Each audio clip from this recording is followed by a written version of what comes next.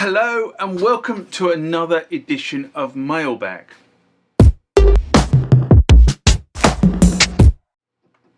What is Mailbag? Well, Mailbag is a feature of the channel where you guys leave lots of comments on the channel and I attempt to answer those comments, or if I can't answer those comments, I throw it out to you guys who have more knowledge on some of this stuff than I do.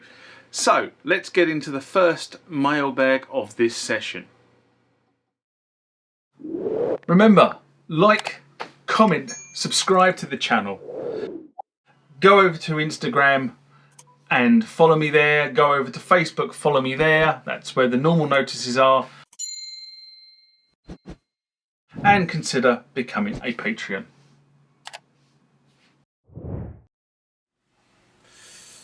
And this one is in response to setting up your Roland MX-1 environment, a video I did in 2016, January 2016 to be exact. And H writes, "Thanks for this. It was really helpful as I got mine second hand and couldn't figure out how to make the first 4 channels mono again.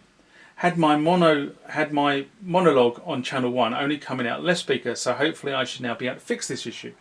Well, hopefully you should. "I'm still slightly confused about 3 different modes. So I often am jamming doorless, but eventually I've got a track. So eventually, once I've got a track together, I want to record it into Logic. What do I need to do this? What's the difference between surface and external? I want to record audio tracks, so each channel is on its own audio track within Logic. And do I just reset it to mix mode whenever I'm not recording, hence not using the computer during the initial jamming of getting something together? Hope this all makes sense." Well, let's start with modes, because this confuses the nuts out of a lot of people. The Roland MX-1 has 3 modes of operation, and it's quite important you get the right mode of operation for what you're trying to do, otherwise things just don't work right. So basically there is mixer mode, and this is where the MX-1 just acts as a mixer, as if it was a normal mixer. That's how it acts. So it's not set up to push things into your computer, although it will do, but it's just set up to as a mixer. Then you have external mode, which is the hybrid mode that I tend to use, where the inputs on the mixer act as I/O inputs to the computer, okay, but it still acts as a mixer. And then you have surface mode, which is where the mixer emulates the control of a door, e.g. the fader operates a fader on a specific framework in the door frame in the door you're using. Mixer or external will operate well in a doorless mode, but in mixer you will not get the inputs presented to the computer for recording.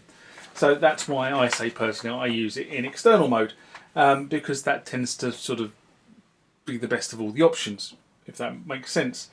Now, one thing you should be aware of is that external mode and surface modes send the signal to the computer dry. So if you are listening to the output of the MX-1 and you have effects running on the MX-1, that is not what is being recorded. What is being recorded is the dry signal coming into the mixer.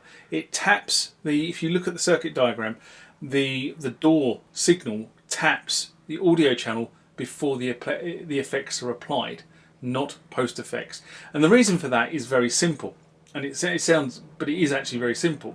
The effects are actually added to the output bus, not the individual channel buses. So that's the reason why it taps dry. Okay, so many people get confused about that and say, well, why is this happening? It's very simple. They didn't add the effects per channel, they added effects to the output bus. Simple as that. So hopefully that helps, and also when you start thinking, I'm not hearing what I'm recording. I'm not recording what I'm hearing. Sorry, one way around. Next comment question comes from Josie Tier 7193. In response to Ensoniq EPS 16, the Fuses Restoration Part 2, a video I did in June 2022, and it's another one of those keyboards that's really bugging the nuts out of me because I haven't really taken it very much further. I've got loads of parts that have arrived for it, I just haven't sat down and done the stuff.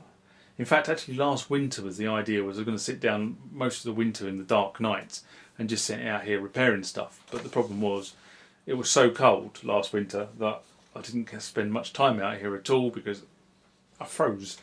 to put it frankly. Anyway, Josie writes, I think this is actually might be Jose. It might be Jose.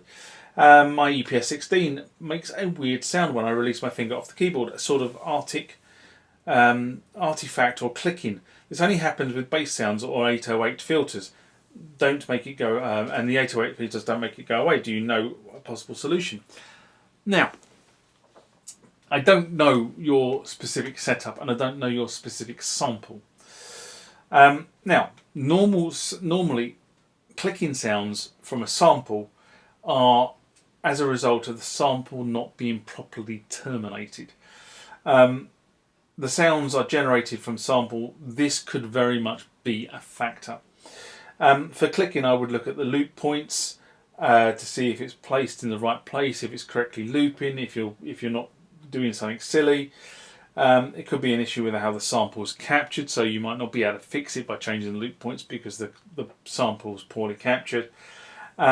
Sampling technique is actually almost as important as actually post-sample processing in these instances. And I'll be honest with you, getting the sample right can be a really ball-aching process, even if you're an experienced person for using samplers. Getting it to sound right, especially if you want to use that in some sort of recording material, can be an utter ball ache. A friend of mine, who I would probably regard as a pretty good sample guru, is the guy I ring up when I have problems. So yeah, but basically, and he tells me that sometimes he is sampling maybe a phrase out of a record that he wants to use in one of his productions, and he said it could take him a day to get that sample nailed. The amount of times he has to take it, re-record it, clip it, and do stuff to it in his high-end sampling stuff, and he still can struggle sometimes with getting these samples to sound right. And things like in tempo as well. That's another area where don't think but taking a sample of something that's running at a certain tempo or in a certain key will sound right when you put it into a different tempo scenario or a different key scenario. So you've got to remember that as well. So anyway, there come a couple of my thoughts of where I probably would start looking to see where the clicking's coming from.